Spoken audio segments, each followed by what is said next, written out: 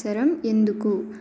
ఒక క్యాలెండర్ సంవత్సరం సాధారణంగా 365 రోజులు ఉంటుంది. సాధారణ సంవత్సరాలు సూర్యుని చుట్టూ ఒక కక్షను పూర్తి చేయడానికి భూమికి ఎన్ని రోజులు పడుతుంది అనే దానిని నిర్వచిస్తుంది. కానీ 365 నిజానికి ఒక గుండ్రని సంఖ్య.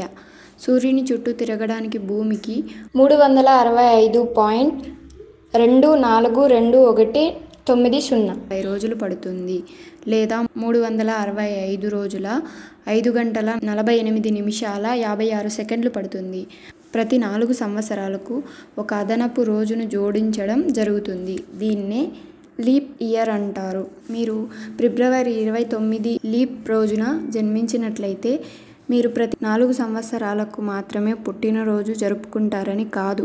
లీప్ డేస్ లేని సంవత్సరాల్లో మార్చి 1న మీ పుట్టినరోజును జరుపుకుంటారు.